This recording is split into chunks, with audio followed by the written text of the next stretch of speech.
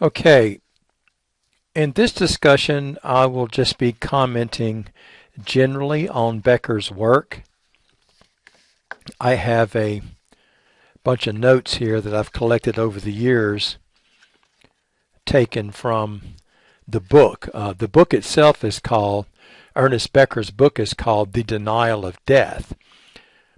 And in some classes, I've actually discussed the entire book. Here, we're just discussing one part of it. But before we get to the actual reading, and that'll be a different discussion, I'm just going to make a few general comments about Becker. But first, let me say a couple of things. Go back and reread that discussion of culturization in chapter 1 in the text, because my ideas on culturization were greatly influenced by Becker's work. So that'll give you a head start on this. Also, too, please note that I have posted a short video, I think it's like 7 minutes long, on Becker's work. I highly, highly recommend that you take some time to screen that.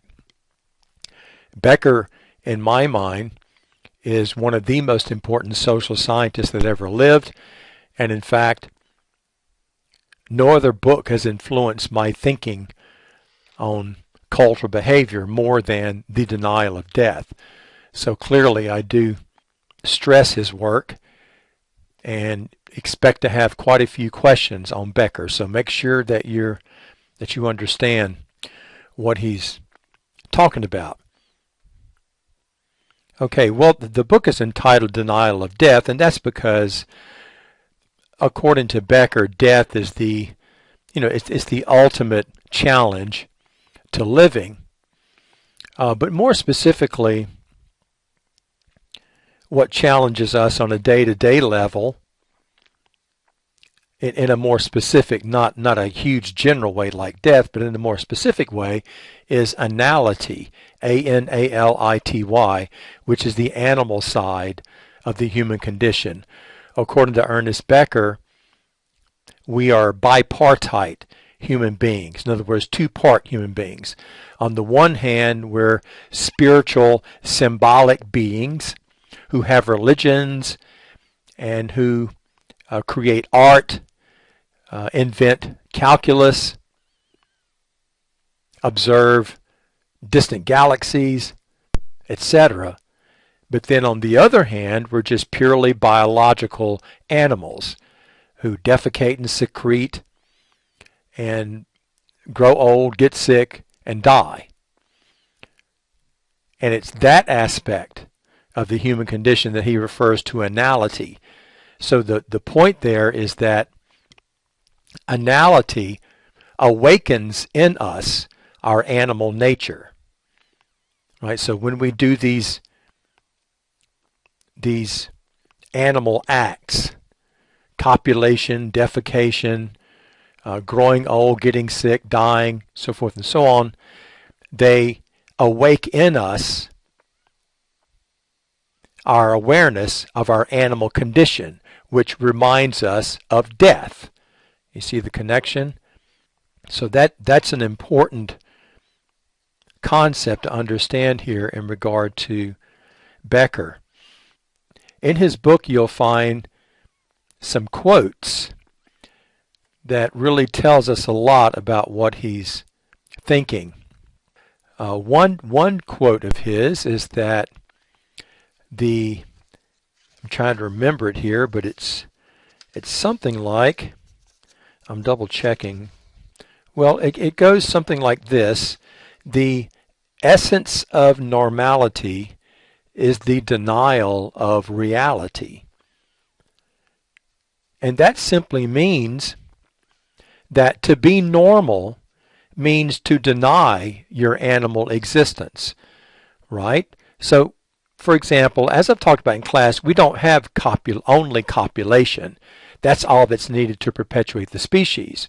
But we dress it up with romance and weddings and rehearsal dinners, and we even have it blessed in the eyes of God and so forth, right? So we take a purely animal act and we give it meaning and purpose.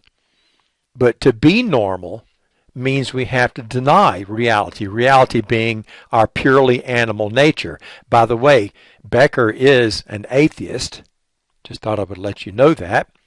He's not necessarily negative when it comes to religion, but he is an atheist. He also notes that there's a problem with the validity of our cultural systems. So, like a question that might come up is, how empirically true is the cultural system we believe in? After all, we depend on it to give us meaning and purpose.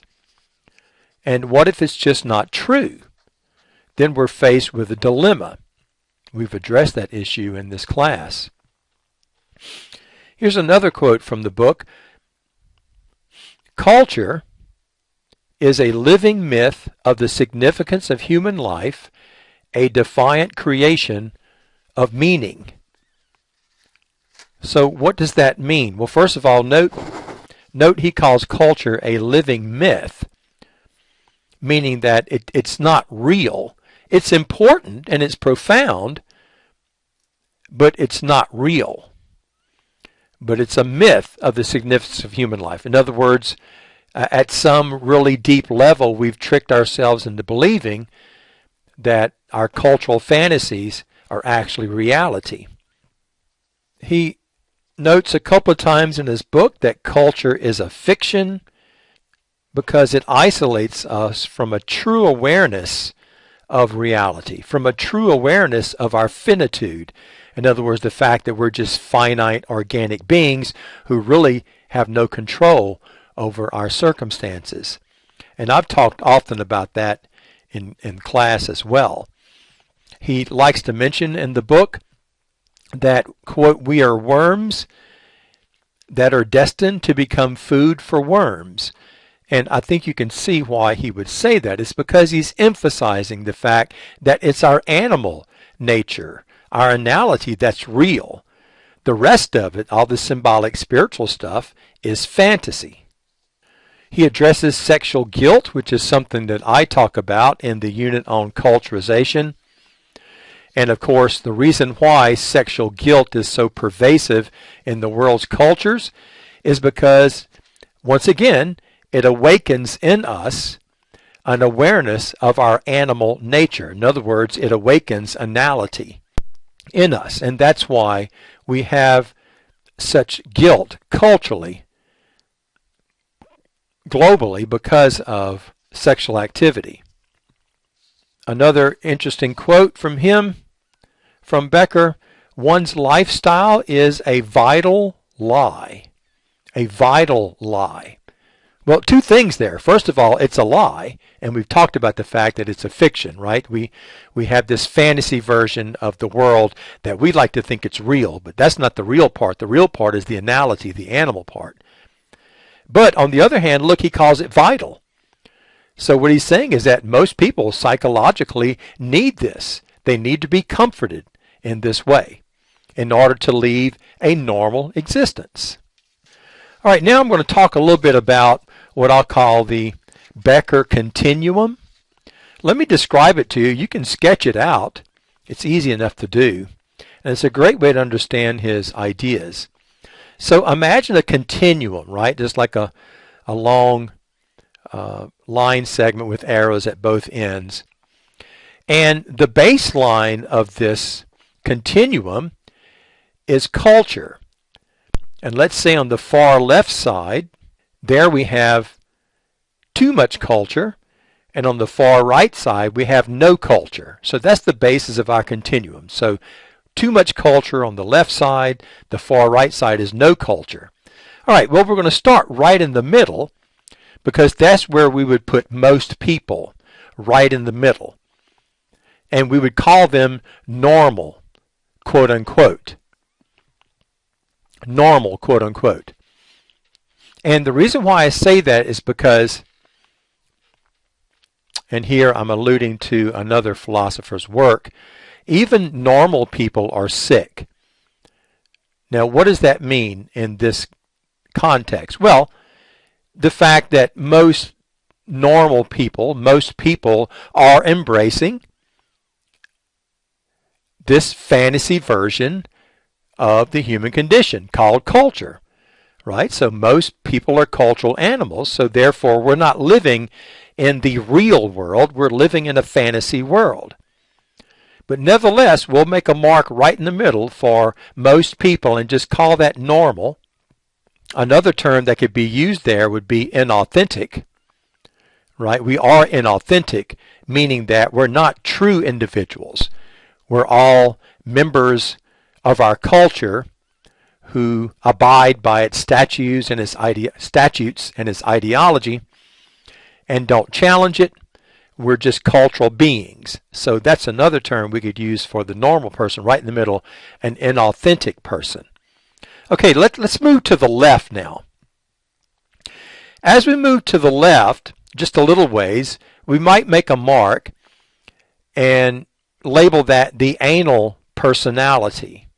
The anal personality. So what's up with that? Well, the anal personality, this is someone who is overly fastidious, very neat, very proper, always has things in order, and so forth.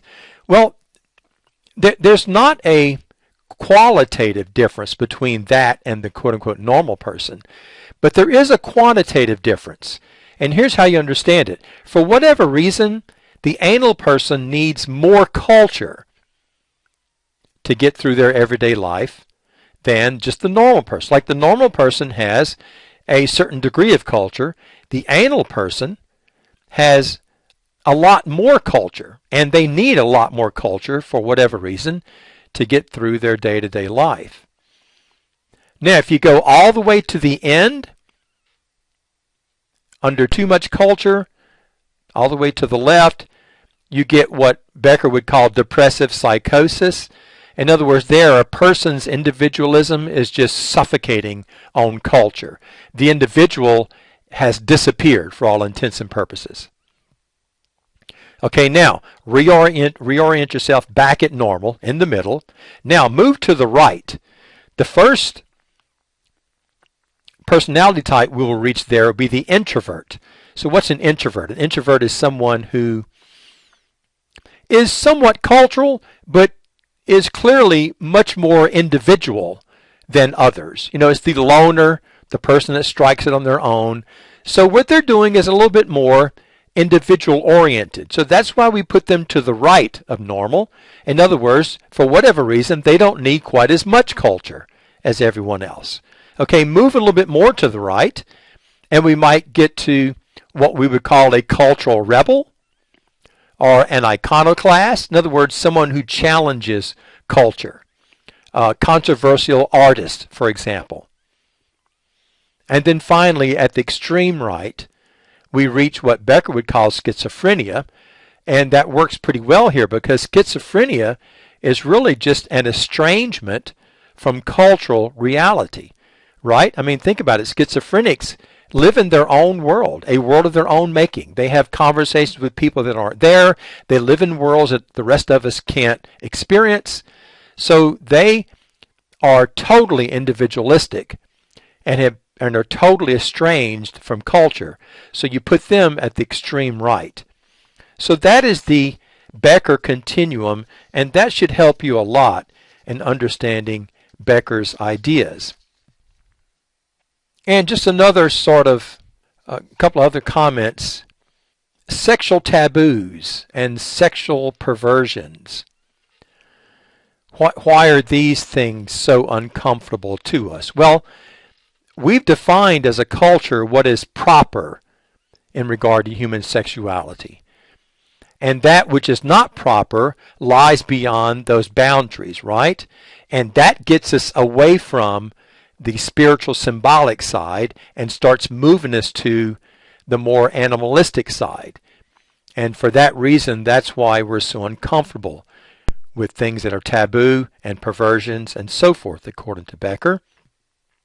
Another comment, it's our culture, our character lies, our trivialization of reality that are all necessary if we are to lead quote-unquote normal lives and if we are to function from day to day in our world. So on the one hand, while it does enable us to function normally in this world. It means that we have to give up, though, on our individualism. And that's the price we pay for living in a world of cultural fantasy.